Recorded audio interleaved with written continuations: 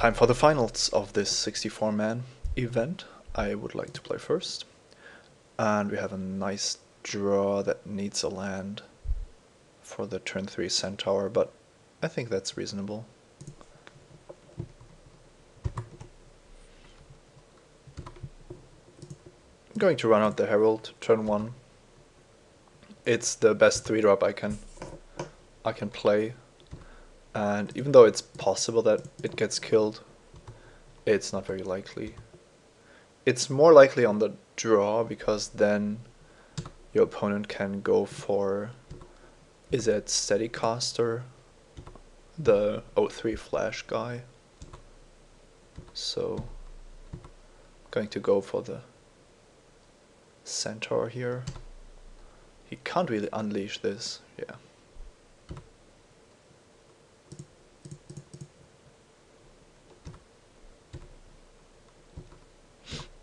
I was going to say maybe he's going to double block, but this draw step means that Com Bond is absolutely amazing.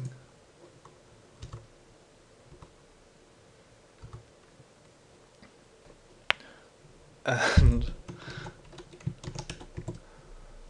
that was a nice draw.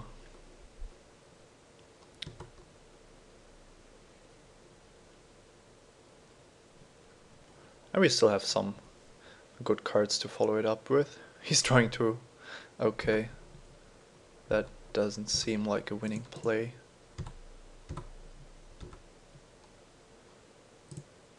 I think I'll just get out the Seller of Songbirds. Should be lethal no matter what. Gives us a flyer. Could have also gone for the Soul there, with Chorus of Might potentially coming next turn. Yeah, so he is playing an Izzet deck. I actually watched the replay of one game, and he has a White Splash, and I've seen both Syncopate and Street Spasm, 2 powerful X spells, but that's about it. Now, Aerial Predation certainly has targets against him, but that doesn't mean that we need to play it. It's a possibility though. Next, we could bring in at least one Rootborn Defenses against his Mass Removal, and I kind of like that anyway.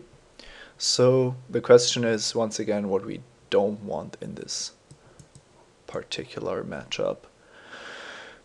I think we are definitely on the offensive. We are the aggressor here. That doesn't mean that Martial Law is bad, but it makes Curses of Court a bit worse. Once we reach 6 mana, he already has quite a bit of stuff going on. I think we probably don't want this and want early game cards instead. I'm not too sure about the Predation, because he has so much going on that it might just be the wrong card at the wrong time. A second Swift Justice is also dangerous. We already showed him that we have, or he knows from the replays that we have these instant speed tricks, so he isn't just going to run into them, I'm afraid. Same goes for Chorus of Might, but of course, if he's really the defensive player and we are on the offensive, this might be amazing. So I'd rather not cut it.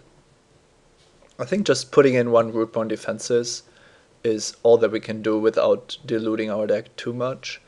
And once again, just like when we built this deck, it would actually be nice to have one more creature in this deck.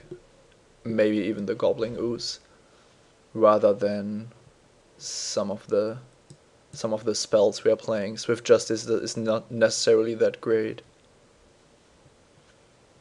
Yeah, that's a difficult decision. Could also take out Chorus of Might, but I feel like Chorus of Might does more for us than Swift Justice. I'm going to take that out.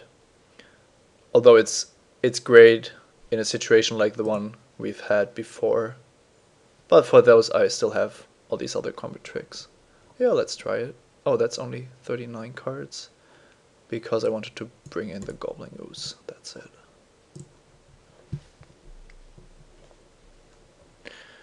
And we immediately have a draw with Gobbling Ooze. I think I'm going to keep this. It has good mana. We can cast any 2 or 3 drops we draw, and we have 3 draws for that. And then we follow it up with some late game cards that he might not expect. It's possible that we should mulligan this, but I don't feel like it.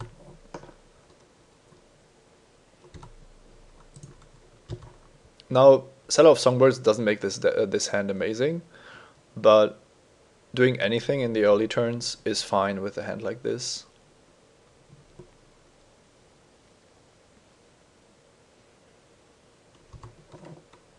Additional lands aren't going to be great for us, but with the 4 and 5 drop, at least we get to do something with our mana.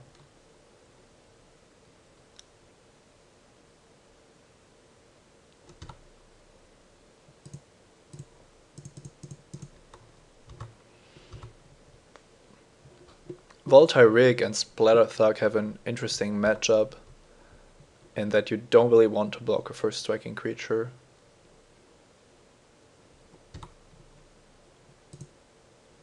So now I could either rig or go for Armory Guard first. And once again, I'm just going to run out the rig. Still not too sure how to play this card correctly, but it feels like it's going to do a good job anyway.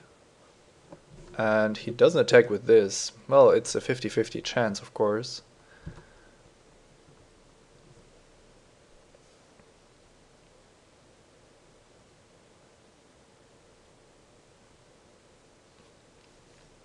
Okay, and he has a 06 wall, which is pretty strong. Against Volatile Rig, of course. So next, we can either go for Armory Guard, which is a very nice blocker against his ground forces, or Gobbling Ooze, and then we don't have a blocker for his Thug. But we can sacrifice the Rig at some point, which might be very nice or not. We don't really know. I can also cast Rootborn Defenses, getting a bird and having my creatures become indestructible, which would allow me to just kill the Thug or Woundwing without much of a problem. It's awfully bad if he kills the bird, though. I think we need to go for Armory Guard here. And then we can Gobbling Ooze next turn. Maybe make the Gobbling Ooze larger than anything he can handle, with Rootborn Defenses as backup.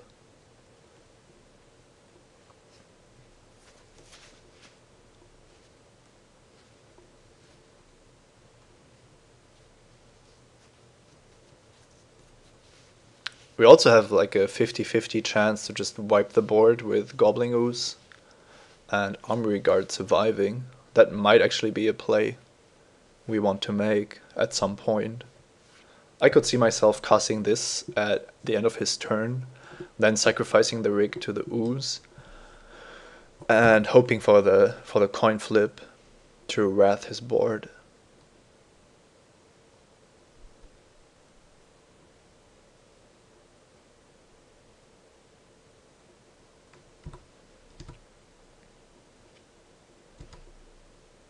I believe he also has the draw 4, discard 2 spell in his deck, at least once.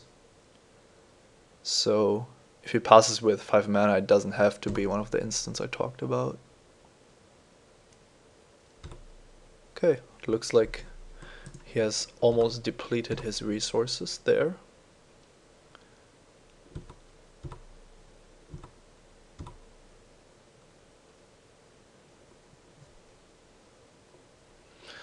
And I'm not going to waste my Giant Growth at this point. This should come in very handy. If there was any way to manipulate the coin flip on the Rig, I would immediately take it. Just look at what 4 damage to everything would do to this board. It's pretty amazing.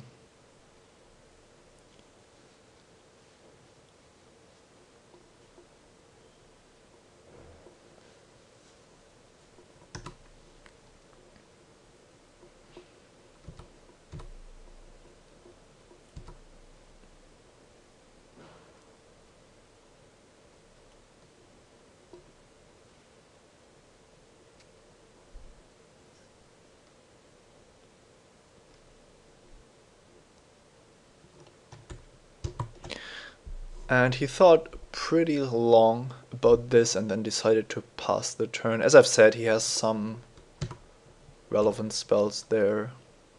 Keening Apparition, not doing anything currently.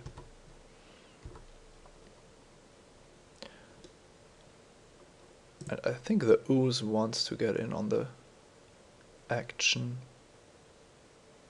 Well, yeah, let's just see what happens. Maybe he is interested in casting some kind of spell.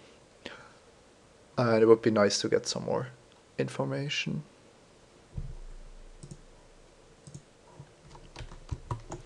That's interesting. It actually prompted a three-way block with Electromancer, Stealer of Secrets, and the first striking thing. And that means that Giant Growth is just going to be cast this turn, I think. Don't know which of these creatures I'm more afraid of. I think the first strike could be a problem, but Electromancer is also relevant. I think actually, yeah, all of these are kind of good. So I will leave him with the Seal of Secrets.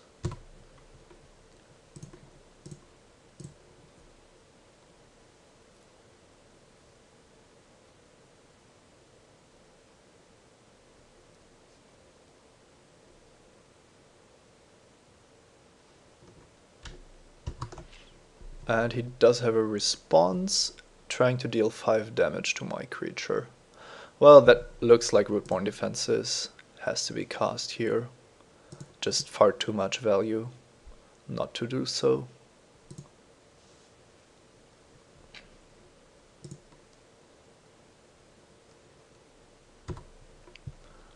And now this goes away, and this makes my creature 5/8.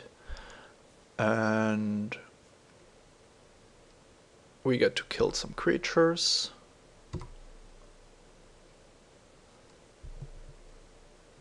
Okay. Now the last thing remaining is the question if we want to take the 50-50 chance of blowing up everything he has with the rig this turn. I kind of feel like it. If it doesn't work, we have lost the rig, but we have made our Ooze stronger. And if it does work, it's just amazing, so I'll just try to blow up my own thing.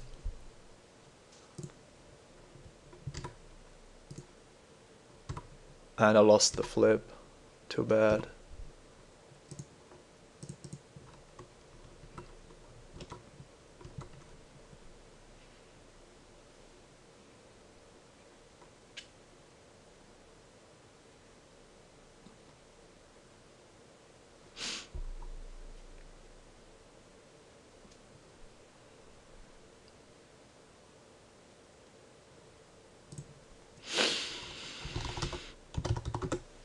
That was the goal. Win if I win the coin flip. 50-50. Everything is always 50-50 with this. But I don't know if he still has something. Rune Wing. Sounds good.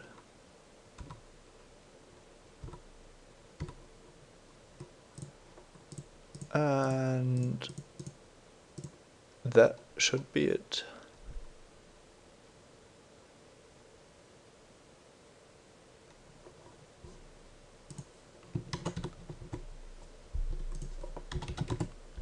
Good games. Looks like this is how you can win at Return to Ravnica. I still haven't figured everything out, but quite happy with how this tournament went. Some mulligans had to be taken, but other than that, our strategies just proved to be quite successful. We even got to Rare Draft Abrupt Decay on the way. Yeah, that's very nice. And I hope you enjoyed this premiere event for a change. Let me know what you think in the comments. I'm sorry that the beginning was cut off a little bit, but that was because the draft starts immediately after you finish the last match, and I decided spontaneously that I wanted to record this for Simon Says. So If you have anything to remark, this is what the comments are for. Otherwise, I'll see you in 2 weeks, I guess. This was, as always, Simon Götzen, recording for MTGOacademy.com. See you next time.